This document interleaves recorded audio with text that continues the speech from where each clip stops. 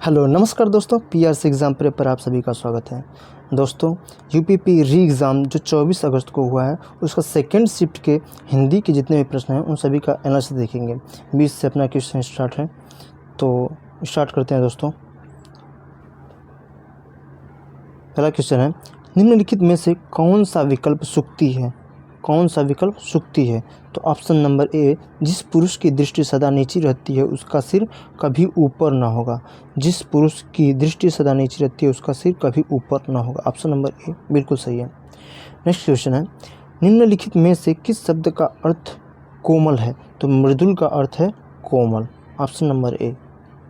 Next question है, प्रस्तुत गद्यांश का उचित शीर्षक है। उचित शीर्षक कौन सा है? आत्मनिर्भरता इसका उचित शीर्षक है। नेक्स्ट क्वेश्चन है, हम अपने जीवन के फैसले लेने में कैसे आत्मनिर्भर बनते हैं? तो अपने विचार, ऑप्शन नंबर बी, अपने विचार और निर्णय की स्वतंत्रता को बनाए रखकर। अपने विचार और निर्णय की स्वतंत्रता को बनाए रखकर। नेक्स्ट क्वेश्चन है, व्यवहार की मृदुलता नम्र और उच्चासही बनाती है। व्यवहार की मृदुलता नम्र और उच्चासही बनाती है। Option number C. Next question है, कबीर की उलटबासियों में कौन सा रस है? तो कबीर की उलटबासियों में अद्भुत रस है। कबीर की उलटबासियों में अद्भुत रस है। नेक्स्ट क्वेश्चन है, निम्नलिखित में से कौन सी लोकोक्ति का चयन कीजिए। निम्नलिखित में से सही लोकोक्ति का चयन कीजिए। न 9 मन तेल होगा, न राधा नाचेगी, न 9 किलो नहीं, न, तो ऑप्शन नंबर ए, न 9 मन तेल होगा, न राधा नाचेगी। नेक्स्ट क्वेश्चन है, निम्नलिखित में से कौन सा जोड़ा समरूपी भिन्नार्थक है? तो शुद्ध सम भिन्नार्थक जो शब्द उच्चारण की दृष्टि से समान हो परंतु अर्थ की दृष्टि से भिन्न हो। यानी उच्चारण की दृष्टि समान उच्चारण की दृष्टि वाला शब्द को ढूंढना है। तो अभिनय नाटक नहीं, अवधि यही ऑप्शन नंबर बी सही है। अवधि का अर्थ होता है समय सीमा, और अवधि का अर्थ है अवधि जो अवध भाषा, अवध क्षेत्र में बोली जाने वाली एक भाषा है उसको बोलेंगे। अवधि समय सीमा और अवधि जो है अवध क्षेत्र में बोले जाने वाले भाषा। नेक्स्ट क्वेश्चन है, चरण कमल में समास कौन सा है? तो चरण कमल यानी कमल के समान चरण को, तो ये है कर्मधारय समास का उदाहरण। कर्मधारय समास जिसमें विशेषण विशेष से उपमेय उपमान होते हैं।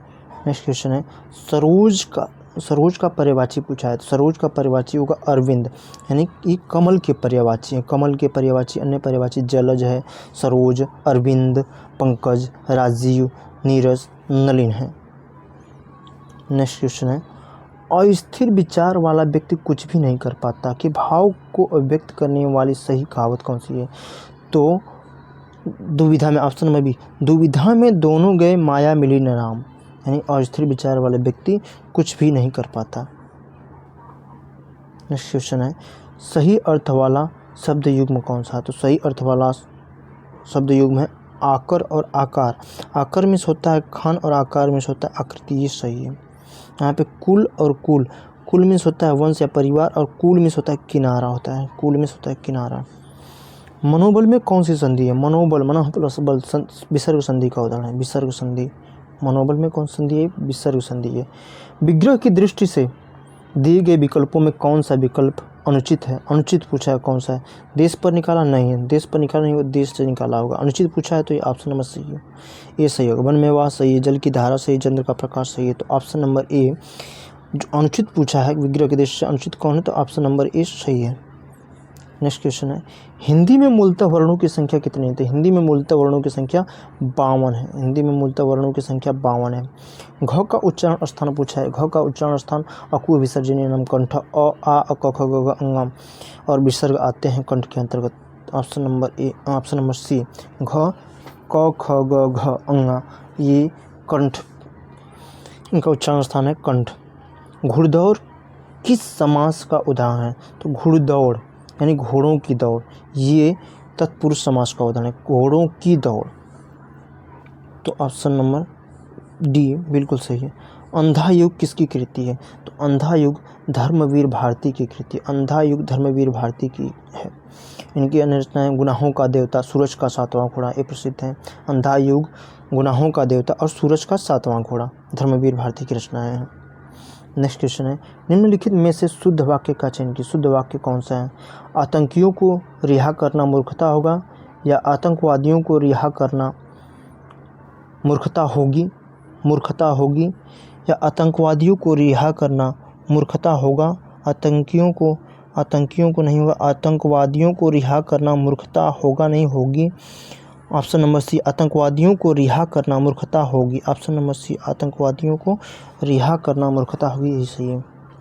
नेक्स्ट क्वेश्चन है, प्रेम में भगवान रचना के लिए जैनेंद्र को किस पुरस्कार से सम्मानित किया गया? तो भारत सरकार शिक्षा मंत्रालय पुरस्कार से सम्मानित किया गया है। हिंदी की ठ ध्वनि है, हिंदी की ठ ध्वनि कौन मतलब उच्चारण स्थान पूछा है, कौन सा होगा? ओष्ठ होगा नहीं, उपद्यमानी पफ बम आते हैं। और कंठ में कौन सा कख गंगा वाला आता है? मूर्धन्य में ऋतु रसानाम, तालव्य में आ जाएंगे, तालव्य में इचु यसानाम तालव्य है, यानी कि छ ज इया मूर्धन्य, यानी मूर्धन्य ट ठ ड ढ अड़ा, ट ठ ड ढ अड़ा, तो मूर्धन्य है। नेक्स्ट क्वेश्चन है, निम्नलिखित में से पर्यायवाची समूह कौन सा युग्म सही नहीं है? जैसे मेघ का वारिधर होता है, सरस्वती का वागीश, समुद्र का आदित्य, या शरीर का कलेवर। तो समुद्र का पर्यायवाची आदित्य नहीं होता, आदित्य किसका पर्यायवाची? सूर्य का पर्यायवाची है। सूरज, भानु, भास्कर, दिनकर, दिवाकर, प्रभाकर, रवि, आदित्य, पतंग, मार्तंड, अर्क, अंशुमाली, सविता, दिनेश, ये सूर्य के पर्यायवाची हैं। नेक्स्ट क्वेश्चन है, सोठा छंद की विषम पंक्तियों में कितनी मात्राएं होती हैं? विषम पंक्तियों 1 और 3, यानी तो इसमें कितनी मात्राएं होती है? 11। अगर सम पूछेगा तो 13 मात्राएं होती हैं। 11 होता है ना, तो सम चरण में 13 मात्राएं होती है और विषम चरण में 11 मात्राएं होती हैं। के लिए किस कारक का चिन्ह है? के लिए संप्रदान के लिए होता है, संप्रदान के लिए। कर्ता ने कर्म को करण से संप्रदान के लिए, अपादान से अलग संबंध, काकी के रारी रे संबोधन ही ओ अरे रे। क्वेश्चन नंबर नेक्स्ट, इंद्रिय का विशेषण शब्द कौन सा है? तो इंद्रिय का विशेषण होगा ऐन्द्रिय, ऐन्द्रिय, option number A. Next question है, अनुरूप में कौन सा समास है? अनुरूप में समास है अव्ययी भाव समास, इसमें है उपसर्ग का प्रयोग होता है। अनुरूप में कौन सा? अव्ययी भाव समास है। अनुरूप में कौन सा समास है? अव्ययी भाव समास है। नेक्स्ट क्वेश्चन है, लोकायतन कृति के लिए सोवियत लैंड नेहरू पुरस्कार किसे दिया गया? तो ये दिया गया लोकायतन के लिए सुमित्रा नंदन पंत को दिया गया। सुमित्रा नंदन पंत उनकी रचना है, सुमित्रा नंदन पंत की रचना है लोकायतन, सुमित्रा नंदन पंत की है। नेक्स्ट क्वेश्चन है, निम्नलिखित में से कौन सा पुल्लिंग है?